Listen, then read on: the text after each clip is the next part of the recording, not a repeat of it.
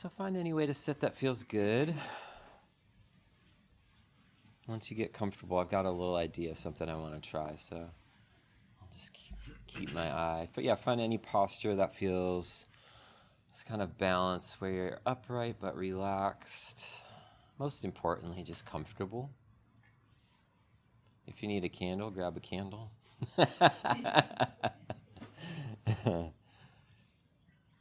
And I want to try something. I'm going to count to 3. We're going to all lift our hands up. And then after the 3, we're all going to throw our hands down onto our laps and just go, okay? Just to start, drop in, maybe breathe out any stress from the day, okay? So it'll be on 4, I guess. All right, 1, 2, 3.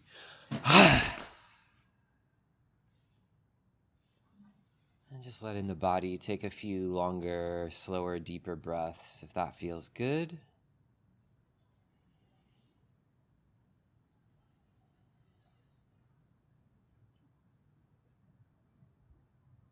Just allowing the body to arrive, to relax.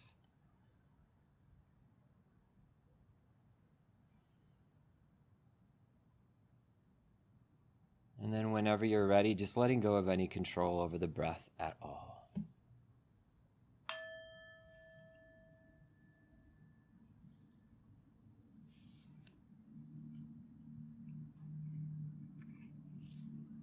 So beginning with intention,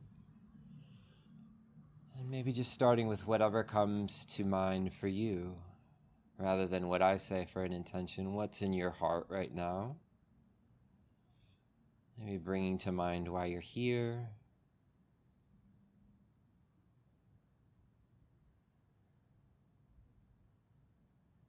The one thing I will encourage is, to the best of your ability, just setting down any pressure of having to be anyone, having to go anywhere, do anything, or present any particular way. Instead, just deeply allowing yourself to be as you are right now. Whether that's comfortable or awkward or tense or relaxed. Meeting whatever's in the room with this quality of awareness which does not judge. Just knows.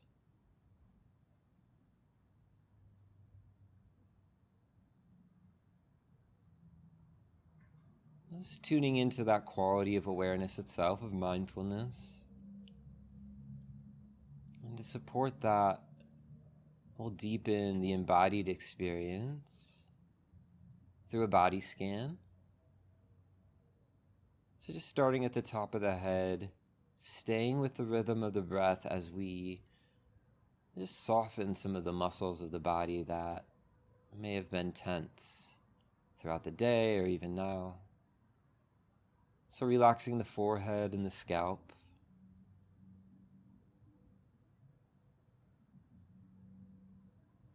And the same thing with the eyes, noticing what's happening with the eyes, even if the eyes are closed. Can there be a softening?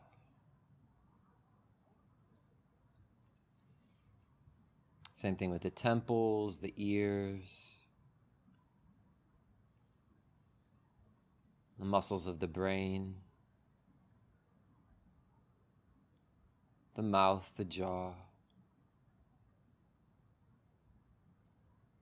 Just softening with each out-breath.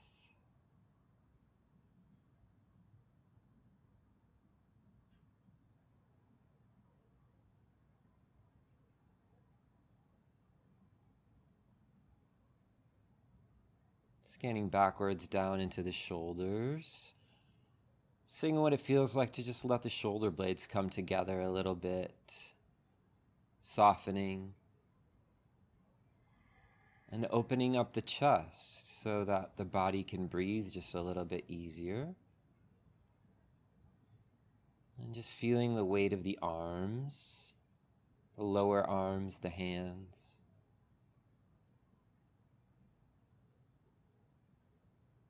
Feeling the energy of the body. Just the circulation of the blood. Really being aware from the inside out.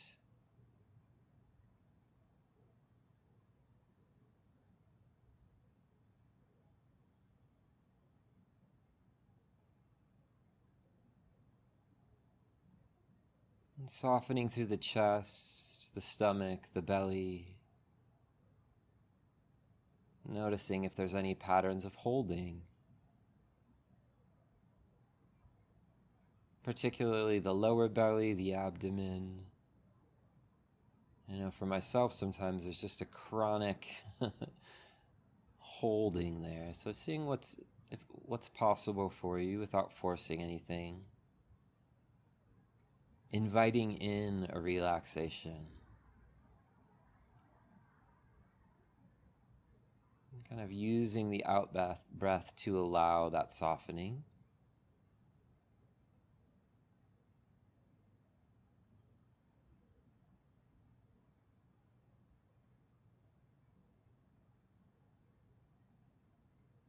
And scanning down into the lower half of the body. So feeling the sit bones connecting with the chair or the cushion. Noticing the weight of gravity. Force of gravity. Keeping the body grounded. It's nothing you have to do. And it's always there.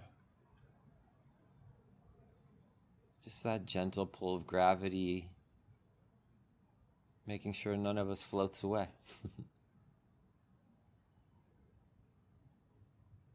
And softening through the legs, the upper legs, down through the knees, the calves, all the way through the feet.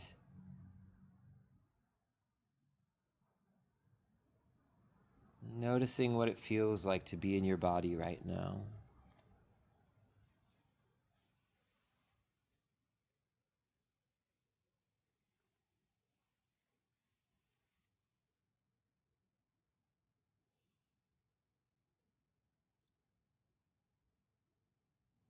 And bringing the awareness to the whole body now. And just continually allowing the thinking mind to fall to the background of experience. And letting the body and the breath come to the foreground.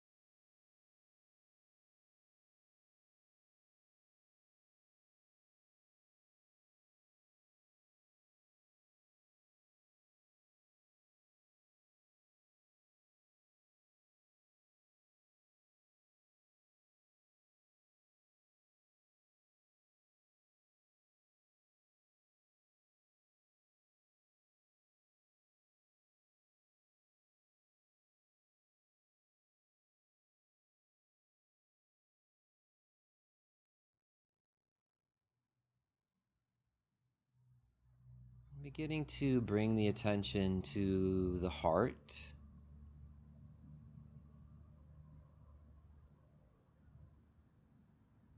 An area of the heart. And breathing through that area of the heart and tuning into your deepest just desire for acceptance, equanimity. And all that really means is peace.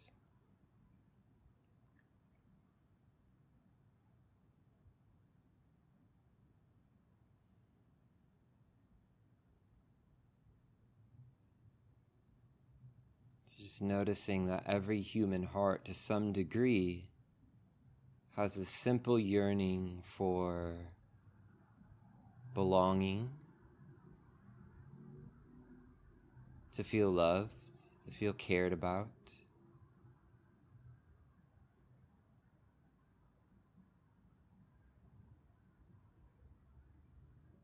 also recognizing that we don't always get that from the external world. Sometimes it's there.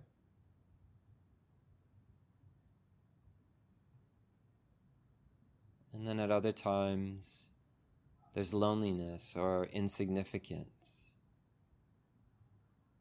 Not feeling like we fit in.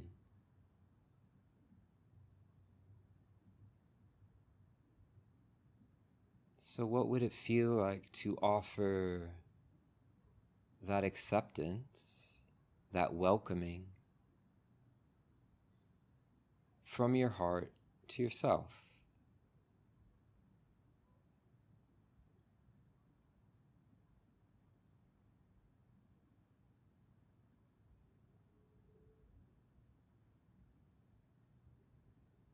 In a really simple way, the same way you would maybe welcome a friend to your home.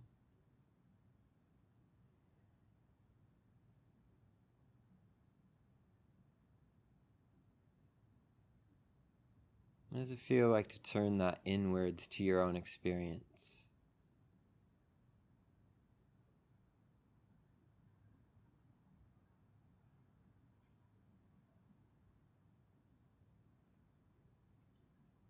And if it helps, you can use some simple phrases, just silently in the mind and the heart. Just, I see you. I feel you. And I'm here for you.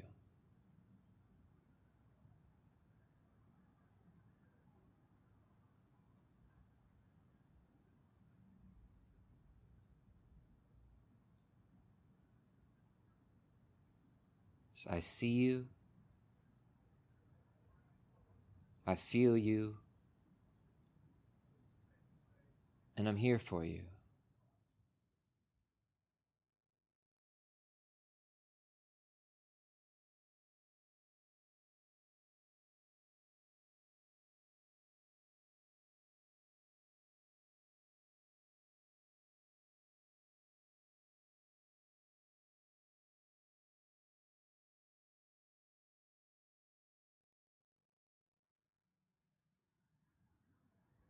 And if there's any other phrases that resonate for you or anything that spontaneously comes up, just to offer yourself a sense of acceptance, by all means. This is your practice, this is your time, and maybe you'd prefer to just sit here quietly.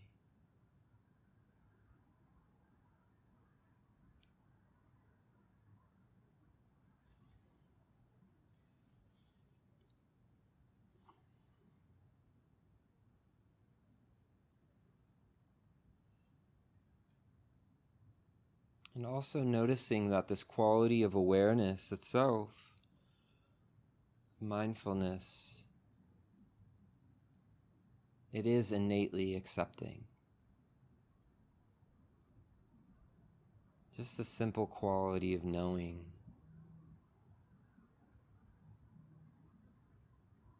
Deep down beneath the views and beliefs, there's an openness. And there's a love.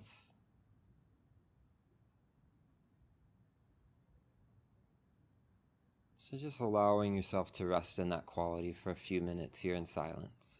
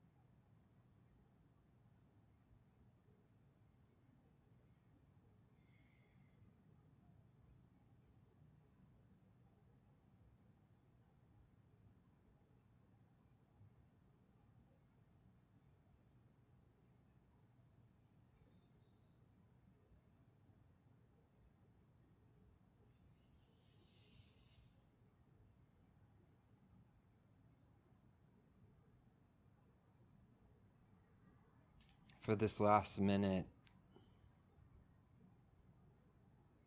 just encouraging a sense of gratitude. If that feels good for you. And can whatever is happening for this last minute be good enough?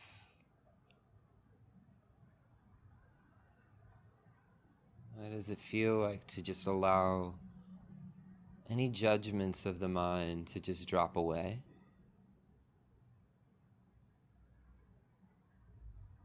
And just be radically who you are.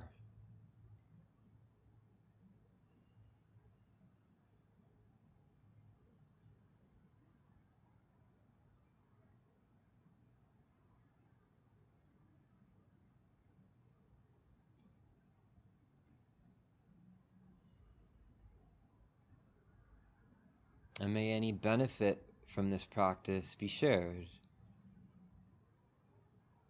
Recognizing our interdependence with all living beings.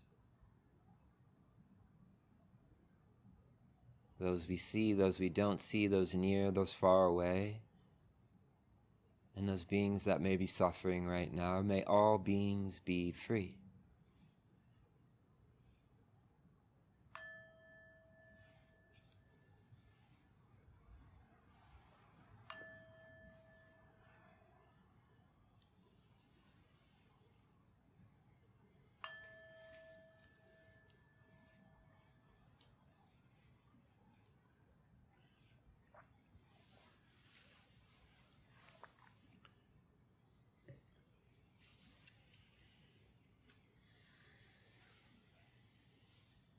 Our bell striker is finally falling apart. It had a good run. The felt's falling off. So maybe we can all offer some acceptance to the bell striker. Yeah, we love you, baby. You did a great job. So yeah, this month we're going through this series on the worldly winds. And this week, the two winds we're going to be exploring are classically translated fame, disrepute. Maybe a more relevant interpretation is influence and insignificance. And so really what we're talking about is visibility and belonging, and how being seen or recognized, how that feels and how that's relevant and plays such a big part in this life. So influence on one hand feels like I matter, like people notice me, like I have reach. And that insignificance, on the other hand, feels like I'm invisible or I'm forgotten or unimportant. And so I'm just trying to highlight this because next week we're going to be talking about praise and blame. And I found myself like these are kind of close to each other. And I want to try to highlight the difference between those two, where praise and blame is a little more connected to moral judgment or good, bad, right, wrong, kind of like external validation. And so what we're talking about today is a little more like status, I guess. And so the idea being that if the mind is bound up in the ups and downs of social standing, of where we sit in society, that there's no rest. It's a never-ending roller coaster of an experience. When there's recognition, I feel worthy. When there's rejection or obscurity, it can get really, really low. And I think this fear of rejection or being left out is really kind of like an epidemic in the mental health in this culture. Loneliness, feeling forgotten, kind of a dangerous thing, actually. What's coming to my mind right now is so many of the mass attacks that have happened have come from people who have felt really ostracized, really pushed away and at the fringes of society. So the Buddha saw this duality and recognized that these are things that people chase, the status or pushing away the insignificant, but it's kind of an endless endeavor. And that it's possible to step off and orient instead around living in alignment with inner values. And so that's what I want to explore today, the role that influence plays in culture, and how it's definitely not like a new phenomenon, right? These are teachings from 2,500 years ago, still hit pretty close to home. and how fame and insignificance, how they come, how they go, and how to practice with them. So really what we're talking about, I think in the language of today, is status or influence. And reflecting on this, I thought it was interesting that we literally have a word now that's called influencer. Someone who has influence, a significant amount of influence. And I was just looking through some statistics on this, and I saw that 50% of Gen Zers would become an influencer if they could. So highly sought after. And that's not just Gen Zers, that's millennials. I think the statistics were pretty high for every generation, actually. And so this might be a new form of influence, but it's definitely not a new phenomenon. This is something that's been happening for thousands of years. And I was reflecting back on my own experience being a musician, playing shows, doing little tours, kind of a punk rock band that I used to play in here in Detroit. And it was a beautiful experience. Really, really was one of the most meaningful things I've done in my life. To be a part of a group, to feel the love of a crowd, really meaningful. But I also noticed that at some point I hitched my mind to this idea of success. And that even in the underground DIY punk rock scene, there's still this desire to want to be successful, to be known. And this was also at the same time when something called MySpace had just started. Thought I'd drop that. How many people in here had a MySpace page? Wow. Okay. I don't feel so old. Thank you very much. You belong. Thank you. I asked Olivia this morning. I was like, did you have a MySpace page? She's like, duh. I had an algorithm and all sorts of pages for it. So one of the things I was thinking about in MySpace is that they really capitalized on this idea of influence. Does anyone remember the top 8 friends? It was top 8, right? Yeah. So you have top 8. You get rank who your top 8 people are at the moment. And this was like a big deal, right? If you made it into someone's top 8, it was kind of like you were hot shit, right? It was just funny to look at now because it just seems so ridiculous in a way. But, the cause of so much drama. The other thing I was thinking about, it was kind of funny about MySpace. If I remember this correctly, Tom, who started it, he was everybody's friend, right? Yeah. Yeah. You didn't have a choice. Yeah. This guy was going to be your friend if you were on this platform. So again, just kind of showing you how important and how far-reaching it is to have influence. And so as a musician, and I'm sure a lot of creative people here can relate to this, having fame or influence, it's not static. And I remember going through that, and that when things were good, I felt worthy. When we had a good show and a lot of people came out, I felt good about myself. When I had a shitty show or we played in some random town and there's nobody there, and I was like, what the fuck am I doing with my life? It felt like a failure, right? Like, why am I doing this? Why am I continuing to do this? And I have a really specific memory of this band I was in my early 20s, and it was a very rowdy band. I'll just say that. We brought a very energetic live show, and after a few years, we just were like, I can't do it anymore. We were drinking really heavily just to kind of get ourselves into this mode to perform in this way, falling over, knocking everything down. And so, I will say it was fun, but not sustainable, not a sustainable lifestyle. And I remember a few weeks after we broke up, there was this zine at the time called Punk Planet. And a review of our record came out in this magazine right after we had broken up. And it was like a really raving review. It was like, whoever reviewed it was like, this is one of the best records I've heard in a long time, blah, blah, blah. And getting some sort of, we had never gotten any press really before in my life. And so I remember walking to work that day and just the mix of feelings of like something that I had wanted so badly and kind of getting it, but too late. The band had already broken up at that point by the time the review came out. And so noticing in that how much craving there was to be someone or to be something. So influence can be deeply connected to craving, And insignificance, on the other hand, can be deeply connected to aversion, not wanting to feel insignificant. And somehow together, whether it's influence or insignificance, the mind can weave together this image of who I am and where I stand in society and in culture. And from the Buddhist perspective, there's a form of delusion in this, because the mind is creating this idea of me and mine, and piecing together little pieces of information to do that.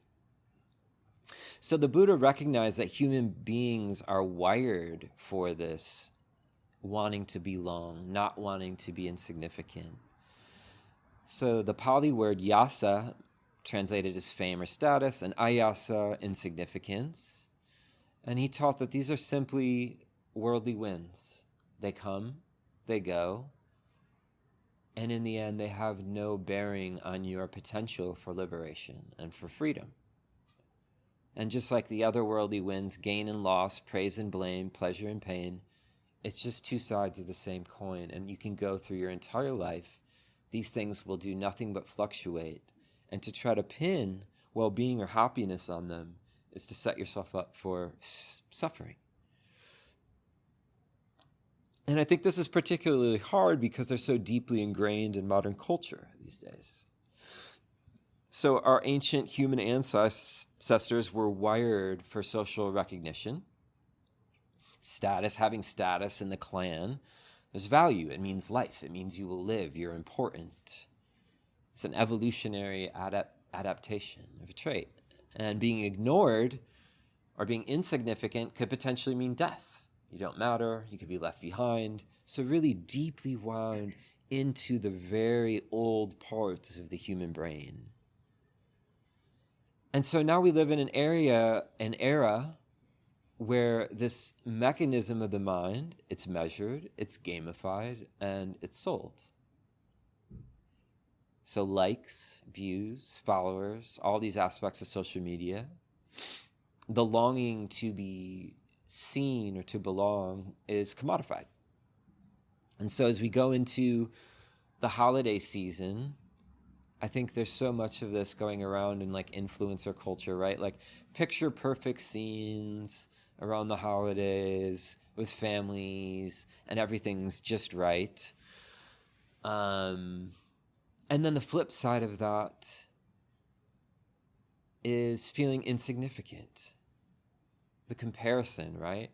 These people who have so many followers, so many likes, so many pictures of a picture perfect life, it's so easy to feel insignificant. And so in a world where influencers are so common, everyone can feel insignificant in some way. Those who may not have the family or the connections, it's easy to feel left out. And even those who may feel connected, not connected like that, right? Not to this picture perfect portrayal of what success or what influence looks like. And I mean, this is a real thing. I know for myself, if I look at someone's Instagram page and there's 30,000 followers or 100,000, I'm like, okay, this person must be important in some way. I notice that my mind does that, whether I'm trying to do it or not. This is just like assessing of value to influence. It has currency. And so what it can do is keep the mind oscillating between the desire for more and then not wanting to be no one. And I'm not saying that the answer for everyone is to get off of social media. I'm on social media. I know for a lot of people do get off of it and find great benefit in that as well. But I think the systems for fame and significance, they've always been there, and they always will be there. If this is a teaching from 2,500 years ago, this is the same thing was happening in a different form at the time of the Buddha. And so, as Olivia mentioned last week in the talk, the practice with all of these winds is cultivating equanimity amidst the inevitable fluctuations of these moments where maybe there is a sense of influence or belonging, and then also at the moments when there's a sense of insignificance or loneliness. So the desire to be relevant is incredibly common, and I was just reflecting on how many areas this can show up in very relatable ways, in family dynamics, in circles of friends, in career or just job circles in general. Who's in, who's out, who's up, who's valued, who's not. And I think the holiday season can really bring this up quite a bit. Divisions in family. Sometimes when these big rifts happen in family, it's like a scramble. Who gets who on whose side? And I've seen the same thing happen in divorce or in breakups, right? There's a scrambling for who gets who. There's a dividing up, who's on whose team. And I think this is evidence for how important influence is. How people don't want to lose that sense of connection. And so the one thing I want to say is that community is important. Belonging is extremely important, and everyone has the need to feel like they belong, right? We're such communal creatures. But the teaching is to not be attached when the inevitable shifts happen in this area.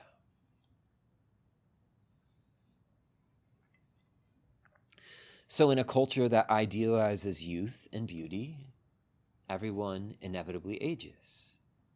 And there can be a fading of insignificance in that. I know I felt it. In a culture that values productivity, people lose jobs, people move on. And in that, again, identity, influence can feel like it's lost. And also, just in a really simple way, everyone on some day will say the wrong thing and not please everyone all the time. And so there's this underlying gripping and this tension and this fear in the mind of not being able to hold on to that status sometimes. And so the practice is to bring awareness to where those patterns are, where that grasping, holding on, and the aversion is, just in your own mind, in your own experience, noticing for yourself where you get caught maybe. And it could be really subtle ways. And the encouragement is to not judge, of course, but to bring curiosity to that and to bring a sense of equanimity to that. This is what I was trying to encourage in the meditation today. And that it's possible to have healthy community and to feel like you belong without having an attachment to the status or the role. And so if my value is not tied up with my status, things can change or shift or even fall apart a little bit, and I can still land on 2 feet. Because my identity, if it's not fixed to that status. So the Buddha's image for this with these worldly winds said, as a solid rock is not shaken by the wind, so the wise are not moved by praise and blame. Which Olivia will talk more about next week, but I love that image. And even the Buddha himself, many of you I'm sure know the story, gave up wealth, gave up status to be a mendicant, to be a wandering mendicant, to beg for food. And somehow in that path, managed to become one of the most influential teachers of all time through giving all those things up and really having no concern and almost not even teaching after being awakened, right? So the key thing I'm trying to get at here, there's nothing innately wrong with influence or even being an influencer. There's nothing innately wrong with these things, but the attachment to the identity is where the pain happens. So the encouragement is just to not get caught in the measuring and the comparing. Easy enough, right? When I'd spent some time in Thailand a couple years ago living with some Buddhist monks,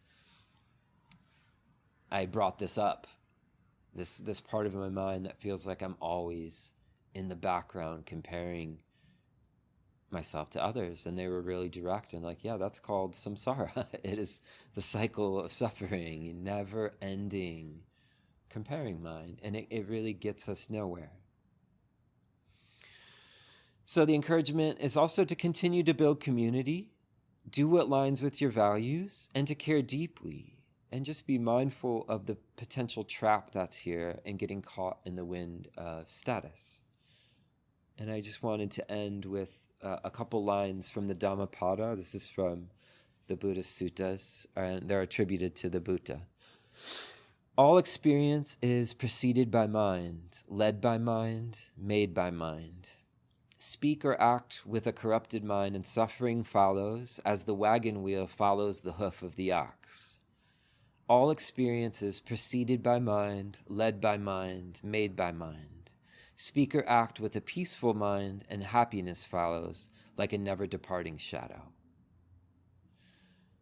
So this is what I have to share today. Thank you deeply for listening, for being here.